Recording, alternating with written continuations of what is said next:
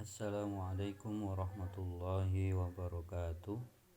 Bismillah, alhamdulillah, wassalatu wassalamu ala rasulillah Sayyidina Muhammad ibn Abdullah wa ala alihi wa sahbihi wa mawalah wa la hawla wa la quwwata illa billah, amma ba'd. Kaifa halukum asdiqai al-ahibba, natamanna annakum jami'an fi sihatin wa afiyatin fi hadzal yaum. Tayyib, ayyuhal ikhwan asdiqai al-ahibba, fil usbu al-madi qad darasna anil kalimah aqsamuha wa alamatuha, wa fi hadzal yaum fa insyaallah nahnu sanatahaddath haula al-ismi. Ma huwa al-ismu? Qad tahaddatsna fi al-usbu al-madi. Baik teman-teman, di pertemuan sebelumnya kita sudah membahas tentang kata dan macam-macamnya dalam bahasa Arab, di mana kata dalam bahasa Arab itu dibagi menjadi 3. Ada kata benda, kata kerja, dan huruf. Karena itu pada hari ini insyaallah kita akan melanjutkan pembahasan tentang kaidah nahwu, utamanya tentang isim. Apa itu isim dan tanda-tandanya sudah kita pelajari di pertemuan sebelumnya. Maka hari ini kita akan mempelajari tentang macam-macam dari isim atau jenis-jenis dari isim itu sendiri. Sedikit mereview pertemuan kita sebelumnya bahwa isim itu adalah kalimatun dallat ala makna fi nafsiha walam taktarin bizamanin. Jadi isim itu adalah kata yang mempunyai makna tersendiri dan tidak bersamaan dengan waktu, beda dengan kata kerja. Oke teman-teman, adapun pembahasan kita pada hari ini adalah tentang jenis-jenis atau macam-macam isim. Ammal ismu bi'tibari jinsihi fahuwa yanqasimu ila qismain. Awalan ma yusamma bi mudzakkar, wa thaniyan ma yusamma bi muannas. Jadi pembagian isim atau jenis-jenis isim berdasarkan jenisnya itu dibagi menjadi 2, mudzakkar dan muannas. Kemudian apa itu mudzakkar? Mudzakkar adalah isim yang menunjukkan makna laki-laki. Singkatnya seperti itu. Jadi segala sesuatu yang mempunyai makna laki-laki dalam bahasa Arab disebut dengan mudzakkar. Sebagai contoh misalnya kata muslimun. Nah, kata muslimun itu mudzakkar. Mu'minun, talibun, ustadzun, dan seterusnya yang tidak ada tanda-tanda atau ciri-ciri dari bentuk yang kedua yaitu muannas, maka disebut dengan mudzakkar. Oke, kemudian yang kedua, jenis isim yang kedua berdasarkan jenisnya yaitu disebut dengan muannas atau isim muannas.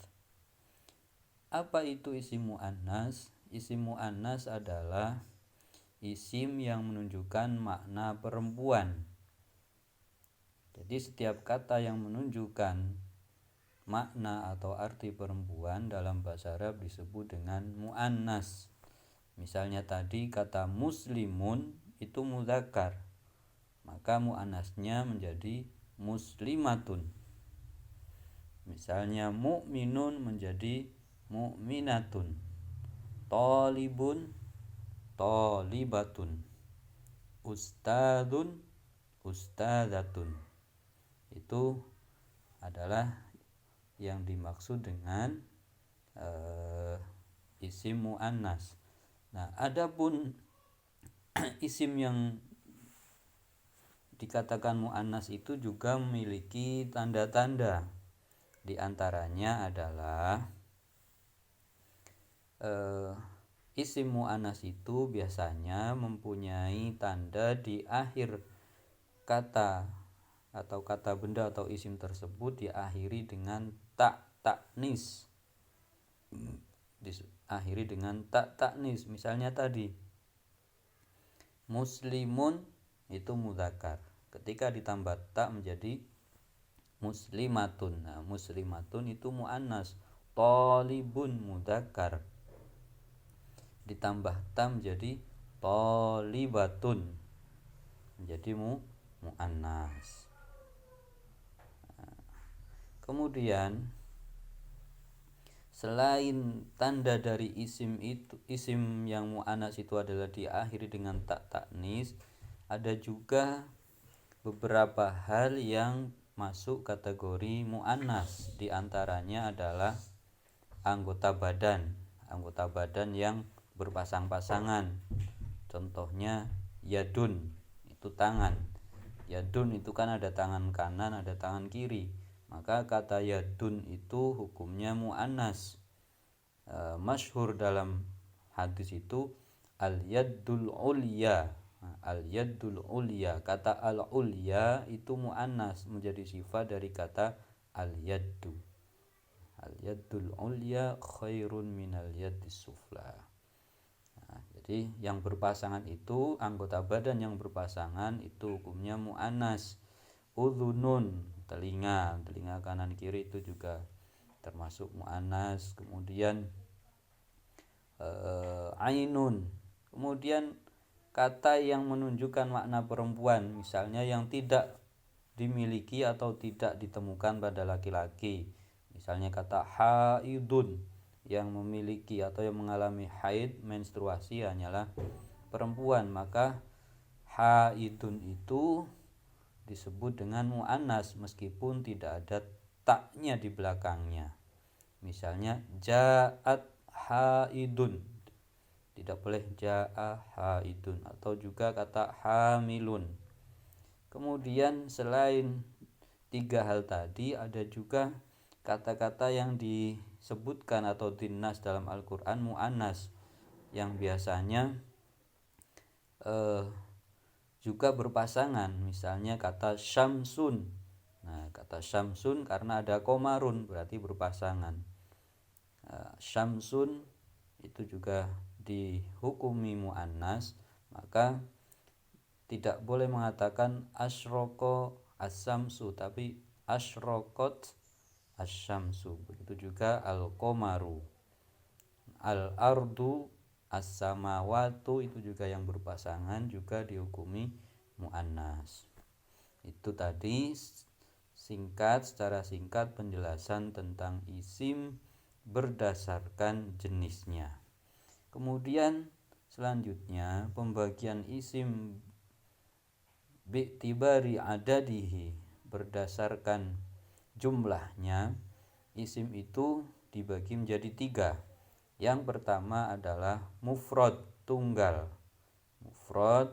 Kemudian yang kedua isim tasniyah, musanna. Kemudian yang ketiga jamak. Apa itu isim mufrad? Apa itu mufrad? Mufrad itu adalah sesuatu atau kata benda yang menunjukkan makna tunggal atau makna satu. Jadi setiap kata yang menunjukkan maknanya satu dalam bahasa Arab disebut dengan mufrad. Misalnya kata muslimun itu mufrad karena hanya satu orang. Kata talibun itu juga mufrad karena menunjukkan satu, talibun. Kemudian Jenis isim yang kedua berdasarkan jumlahnya disebut dengan isim tasniyah atau musanna. Artinya tasniyah adalah setiap kata benda yang menunjukkan makna dua, memiliki makna dua. Untuk isim tasniyah sebetulnya sangat mudah untuk membedakan isim mufrad dan isim tasniyah. Dalam bahasa Arab, untuk isim tasniyah fi halatir raf'i, dalam i'rab rafa, dalam keadaan rafa, nanti ke depan kita akan belajar i'rab.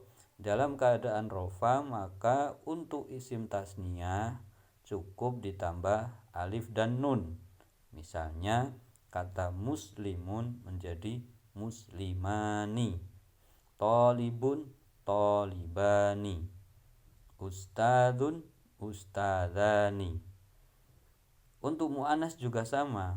Muslimatun ketika ditasniahkan, diduakan menjadi muslimatani, talibatun talibatani, ustadzatun ustadzatani, dan seterusnya. Itu kalau dalam keadaan rofa. Kemudian ketika isim tasniyah dalam keadaan nasab, maka tidak ditambah alif dan nun, akan tetapi ditambah dengan ya dan nun. Misalnya kata muslimun menjadi muslimaini, itu dalam keadaan nasab dan jar. Nanti kita akan belajar i'rab, tapi intinya untuk isim tasniyah ketika dalam keadaan nasab ditambah ya dan nun dari bentuk mufradnya. Muslimun muslimaini, mu'minun mu'minaini, ustadun ustadaini. Begitu juga untuk muannasnya, muslimatun muslimataini, talibatun talibataini. Kemudian bentuk atau pembagian isim selanjutnya yang berdasarkan hitungannya atau jumlahnya disebut dengan jamak. Jamak itu adalah kata benda yang menunjukkan makna banyak. Dalam bahasa Arab jamak itu ada 3. Ada jamak mudzakkar salim, ada jamak muannats salim. Saya ulangi, ada jamak mudzakkar salim, ada jamak muannats salim. Apa itu jamak mudzakkar salim? Jamak mudzakkar salim itu adalah jamak dari mufrad laki-laki. Mudahnya seperti itu. Ketika kata muslimun itu tunggal, kemudian muslimani itu maknanya 2, lebih dari 2 disebut dengan jamak. Karena mudzakkar disebut dengan jamak mudzakkar salim. Adapun caranya untuk merubah dari mufrad, tasniyah dan jamak dalam keadaan rofa cukup ditambah wawu dan nun. Misalnya kata muslimun muslimani, musanna tasniyahnya muslimani, kemudian jamaknya ditambah wawu dan nun, maka menjadi muslimuna. Mu'minun tunggal, untuk 2 menjadi mu'minani. Ketika dijamakkan menjadi mu'minuna, menjadi mu'minuna.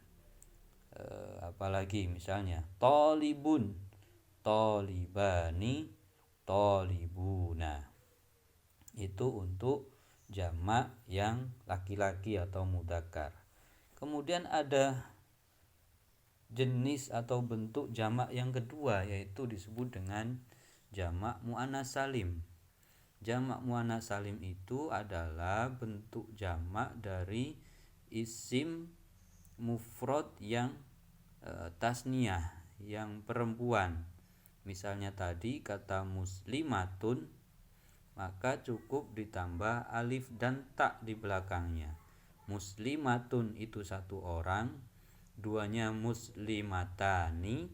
Nah, jamaknya ditambah alif dan ta menjadi muslimatun. Mu'minatun, mu'minatani, mu'minatun.